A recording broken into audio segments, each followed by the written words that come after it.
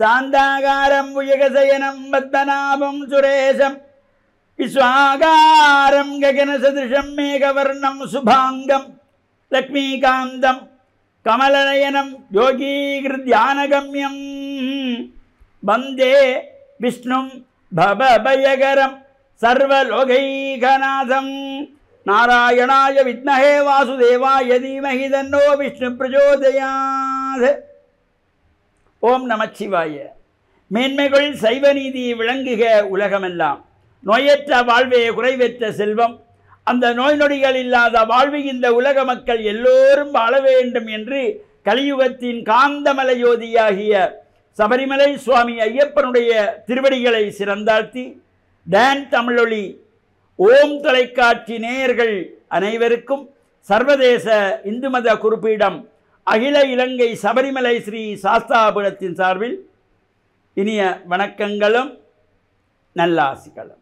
இன்றும் மங்களகரமான விஸ்வாவசு வருஷம் ஆவணி மாதம் 18ஆம் நாள் 3/9/2025 புதன்கிழமை இன்று மலர்ந்திருக்கின்ற இன்றைய பொழுதும் நம் எல்லோருடைய வாழ்விலும் எல்லா விதமான சிறப்புகளும் வெற்றிகளும் கிடைக்க வேண்டும் என்று இறைவனை பிரார்த்தித்து இஷ்ட தெய்வங்கள் குலதெய்வங்களை வழிபாடு செய்து பெற்றோர்கள் பெரியோர்கள் குருவானவர்கள் ஆசிரியர்களையும் வணங்கியவருடைய அன்பையும் ஆசியையும் பெறுகின்ற பொழுது எந்த நாளுமே நமக்கு நல்ல நாளாக அமைவது. இன்று புத வாரம் என்கின்ற புதன்கிழமை.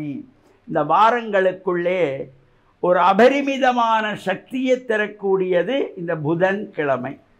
இன்றைய தினம் காத்தல் கடவுளாகிய மகாவிஷ்ணுவை வேண்டி வழிபாடு செய்கின்ற மாதங்கள் தோறும் அனுஷ்டிக்கின்ற திதி வாரியான விரதமாகிய ஏகாதசி விரதம். விஷ்ணு ஆலயங்களிலே சிறப்பாக நடைபெறுகின்ற ஏகாதசி விரத பூஜைகள், அபிஷேகங்கள், வழிபாடுகள், ஆராதனைகள், உற்சவங்களில் நாம் கலந்து இறை அருளை எல்லாம் பூர்ணமாக பெறுகின்ற பொழுதிலும் எல்லா விதமான சிறப்புகளும் நன்மைகளும் நமக்கு கிடைக்கக்கூடியதாக இருக்கும். இப்பொழுது இந்த பல்வேறு ஆலயங்களிலே மகோத்சவங்கள் நடைபெற்று கொண்டிருக்கின்றன. இலங்கை திருநாட்டின் புகழ்பூத்த உலக மக்களாலே எல்லாம் போற்றப்படுகின்ற தொண்டமானாறு செல்வச்சன்னதி முருகன் ஆலயத்தினுடைய இந்த வருடாந்த உற்சவம் நடைபெற்று கொண்டிருக்கின்றது. அங்கே மூலமூர்த்தியாக வேல் வடிவத்திலே இறைவன் அமர்ந்திருப்பான், வேல்பெருமான். இந்த வேலினுடைய சிறப்பே ஒரு அரிய தத்துவத்தை மனித வாழ்வுக்கு வேண்டியவற்றை கொடுக்கக்கூடியது இந்த வேலினுடைய தத்துவம். வேலினுடைய அடிப்பக்கம் தண்டானது நீளமாக இருக்கும், வேலினுடைய நடுப்பக்கம் அகன்றிருக்கும், வேலினுடைய மேல் பக்கம் கூர்மையானதாக இருக்கும். தண்டு நீண்டிருக்கும், நடுவிலே அகன்றிருக்கும், மேலே கூர்மையாக இருக்கும். இதனை திருவாசகம் தந்த மணிவாசக பெருமான் சிவபுராணத்திலே அழகாக எடுத்து சொல்லுவார். வேதங்கள் ஐயா என ஓங்கி ஆழ்ந்து அகன்ற நுண்ணியனே. வேதங்கள் ஐயா என்று போற்றுகிறதாம். இந்த இறைவனுடைய வடிவம் ஆழ்ந்து அகன்ற நுண்ணியன். இதுதான் வேலினுடைய தத்துவமே. அடிப்பக்கம் ஆழமாகவும் நடுப்பக்கம் அகன்றும் மேல்பக்கம் கூர்மையாகும், ஆழ்ந்து அகன்ற நுண்ணியன் என்று மணிவாசக பெருமான் சிவபுராணத்திலே போற்றியிருப்பார். அவ்வாறு அந்த சன்னதியானுடைய ஆலயத்திலே பல்வேறு நேர்த்திக்கடன்கள், காவடிகள், அது மட்டுமல்லாமல் அன்னதான கந்தன் என்று போற்றுகின்ற ஒரு சிறப்பும் சன்னதியானுக்குண்டு. அந்த சன்னதியானுடைய உற்சவம் நடைபெற்று கொண்டிருக்கின்றது. அதேபோல் இலங்கை திருநாட்டிலே புகழ்பூத்த அம்மன் ஆலயங்கள் ஒன்றாக திகழ்கின்ற ஸ்ரீ தங்கம்மா அப்பாக்குட்டி அவர்களாலே ஆரம்பிக்கப்பட்டு வழிபட்டு சிறப்பான முறையில் கொண்டு வரப்பட்ட தெல்லிப்பளை துர்காதேவி தேவஸ்தானத்தினுடைய வருடாந்த மகோத்சவம் சிறப்பாக நடைபெற்று கொண்டிருக்கின்றது. அதேபோல் யாழ்ப்பாணம் ஆனைக்கோட்டை சம்பந்த பிள்ளையாருடைய ஆலய மகோத்சவம் நடைபெற்று கொண்டிருக்கின்றது. நாளைய தினம் தெல்லிப்பளை துர்காதேவி அம்பாளுடைய தேர் திருவிழா சிறப்பாக நடைபெற இருக்கின்றது. மீன்பாடும் தேர்நாடு என்று போற்றுகின்ற மட்டக்களப்பு பந்தாரமூலை மருங்கையடி ஸ்ரீ சித்தி விநாயகர் ஆலயத்தினுடைய உற்சவம் நடைபெற்று கொண்டிருக்கிறது.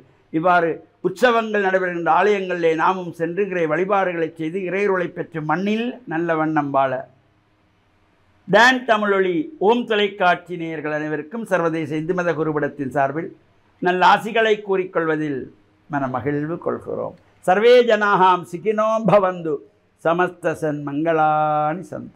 சுபம்.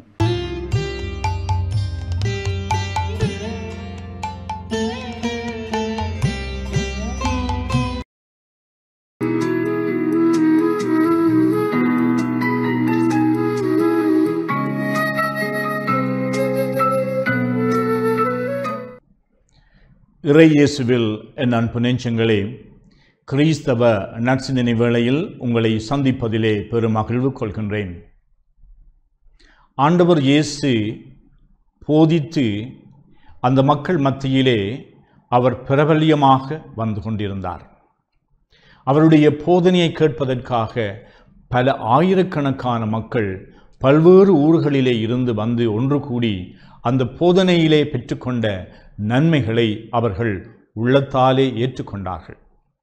அப்படி இயேசு ஒருமுறை பேசிக்கொண்டிருந்த பொழுது கூட்டத்திலே இருந்த ஒருவர் அவருடைய தாயை எண்ணி, ஈன்ற பொழுதில் பெருதுவக்கும் தன் மகனை சான்றோன் என கேட்ட தாய் என்று ஒருவருடைய வளர்ச்சியிலே, உயர்ச்சியிலே, அவருடைய வெற்றிகளிலே மகிழ்ச்சி கொள்ளுகின்ற ஒரு தாய், அந்த தாயினுடைய உள்ளத்தை உணர்ந்தவராக, உம்மை பெற்று பாலூட்டி வளர்த்த உம்முடைய தாய் பேறு பெற்றவள் என்று சொல்லுகின்றார்.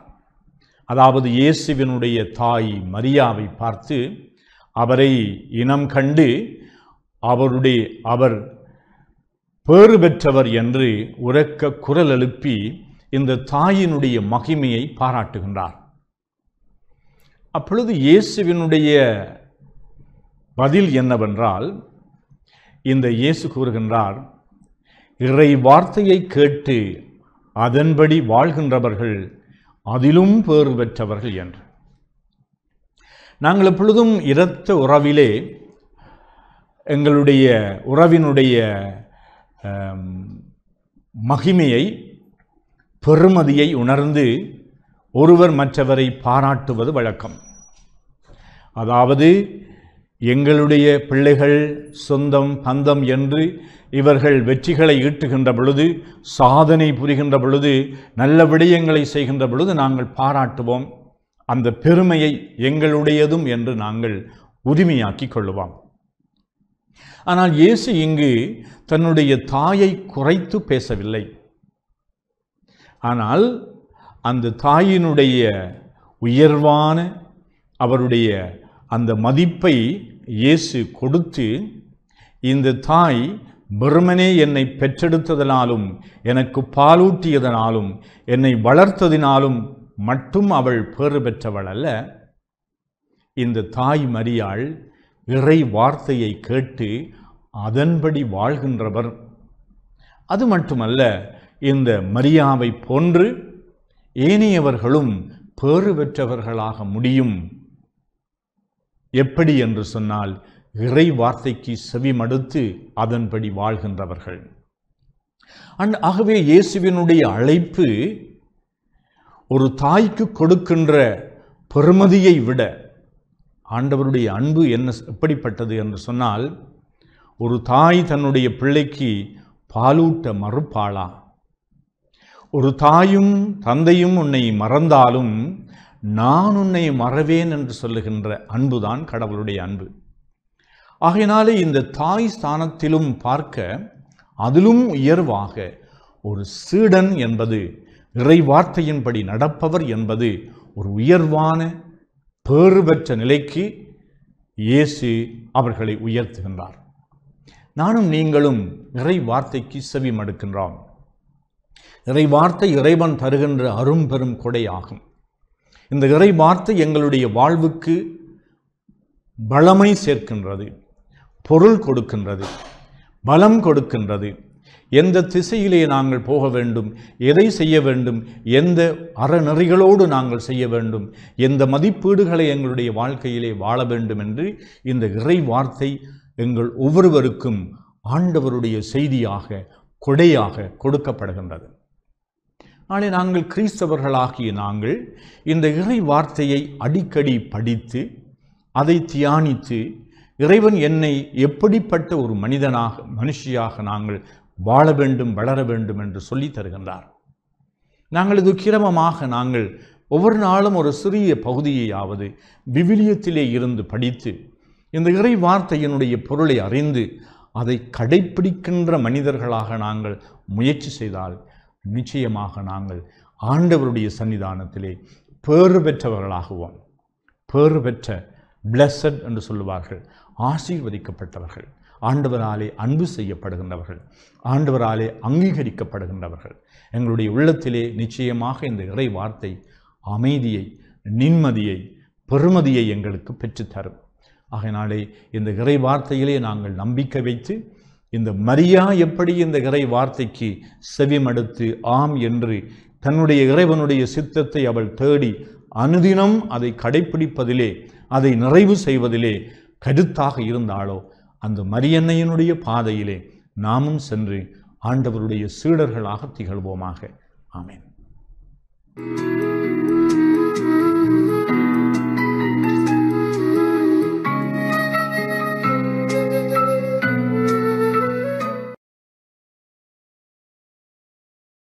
இஸ்லாம் சொல்லுகின்றது, குறிப்பாக சொல்வதாக இருந்தால் தொழுகையை எடுத்துக்கொண்டால் நாங்கள் கட்டாயமாக ஒவ்வொரு நாளும் ஐவேளை தொழுகையை நிலைநாட்ட வேண்டும், நிறைவேற்ற வேண்டும். அந்த தொழுகைக்கு பின்னால் நல்லொழுக்கம் இருக்கின்றது என்பதை அல் குர்ஆன் சொல்லுகின்றது. எப்படி? இன்ன ஸலாத்த தன்ஹா அனில் ஃபஹ்ஷாஇ வல் முன்கர். நிச்சயமாக தொழுகை பாவமான காரியத்தை விட்டும் மானக்கேடான செயல்களை விட்டும் தடுக்கின்றது என்று அல் குர்ஆனிலே அல்லாஹ் சொல்லி காட்டுகின்றான். எனவே இந்த உலகத்திலே பாவமான காரியங்களை விட்டும் விலகி நன்மையான காரியங்களை நிறைவேற்றுவதில் ஆர்வம் கொள்ளக்கூடிய பக்குவத்தை ஏற்படுத்துகின்ற வணக்கமாக இந்த தொழுகை இஸ்லாத்திலே அறிமுகப்படுத்தப்பட்டிருக்கின்றது என்பதைத்தான் இந்த வசனம் எங்களுக்கு சொல்லுகின்றது. அதே போன்று நாங்கள் ரமலான் காலத்திலே நிறைவேற்றக்கூடிய அந்த நோன்பை எடுத்துக்கொண்டாலும் பசி பட்டினியின் அந்த உணர்வை நாங்கள் உள்ளத்திலே பெற்றுக்கொள்ள வேண்டும். பசியோடு இருக்கக்கூடியவர்கள், தாகத்தோடு இருக்கக்கூடியவர்கள் எப்படியான உணர்வோடு இந்த உலகத்திலே வாழுகின்றார்கள் என்பதை நடைமுறை வாழ்க்கையிலே நாங்கள் உணர்ந்து அவர்களுடைய உணர்வில் எங்களுடைய அந்த வணக்கத்தினூடாக பங்கெடுக்க வேண்டும் என்ற ஒரு தத்துவம் அந்த நோன்பின் பின்னணியில் இருக்கின்றது என்பதை நாங்கள் புரிந்து கொள்ள வேண்டும். அதே போன்று நாங்கள் நிறைவேற்றக்கூடிய ஜகாத், நாங்கள் கொடுக்கக்கூடிய தர்மங்கள், அதன் பின்னணியில் நாங்கள் அல்லாஹ்வுடைய பாதையிலே செலவு செய்யக்கூடிய அந்த பக்குவத்தையும் பண்பையும் நமக்குள் வளர்த்து கொள்ள வேண்டும் என்ற ஒரு தத்துவம் அந்த வணக்கத்தின் பின்னணியில் இருக்கின்றது. இப்படி இஸ்லாம் சொல்லக்கூடிய ஒவ்வொரு வணக்கத்தையும் நாங்கள் எடுத்துக்கொண்டால் அந்த வணக்கத்தின் பின்னணியிலே நல்லொழுக்கம் இருக்கின்றது. எனவே இந்த உலகத்திலே நல்லொழுக்கமுள்ள சமூகமாக முஸ்லிம் சமூகத்தை மாற்றுவதற்காகத்தான் இஸ்லாம் தனது சட்டதிட்டங்களை, தொகுப்பு சட்டங்களை எங்களுக்கு அறிமுகப்படுத்தி இருக்கின்றது என்பதை நாங்கள் புரிந்து கொள்ள வேண்டும். எனவே தான் ரசூலுல்லாஹி ஸல்லல்லாஹு அலைஹி வஸல்லம் அவர்கள் மிக ரத்தின சுருக்கமாக எங்களுக்கு சொன்னார்கள், அல் பிர்ரு ஹுஸ்னுல் ஹுலுக், அதாவது நன்மை என்பது நல்லொழுக்கமாகும். வல் இஸ்மு மா ஹாக ஃபீ நஃப்ஸிக, பாவம் என்பது உள்ளத்திலே ஊசலாடக்கூடியது. ஒரு பாவத்தை செய்கின்ற பொழுது அந்த பாவத்தை மற்றவர்கள் காணக்கூடாது என்ற விடயத்திலே மனிதன் கவனம் செலுத்துகின்றான். இரகசியமாக பாவங்களை செய்ய வேண்டும் என்ற உணர்வு மனித உள்ளத்திலே இருக்கின்றது. அதனால்தான் மற்றவர்களுடைய பார்வையிலிருந்து மறைந்து ஒதுங்கி பாவங்களை செய்கின்ற பலவீனம் மனிதனிடத்திலே இருக்கின்றது. இதனைத்தான் நபி அவர்கள் ரத்தின சுருக்கமாக எப்படி சொன்னார்கள், வல் இஸ்மு மா ஹாக ஃபீ நஃப்ஸிக, பாவம் என்பது உள்ளத்திலே ஊசலாடக்கூடியது.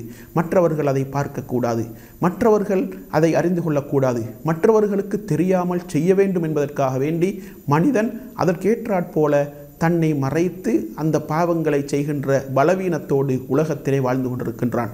எனவே ஒரு காரியத்தை அது நல்ல காரியமா தீய காரியமா என்று நாங்கள் எடை போடுவதற்குரிய அளவுகோலாகத்தான் இந்த ஹதீஸை ரசூலுல்லாஹி ஸல்லல்லாஹு அலைஹி வஸல்லம் அவர்கள் நமக்கு கற்றுத்தந்தார்கள்.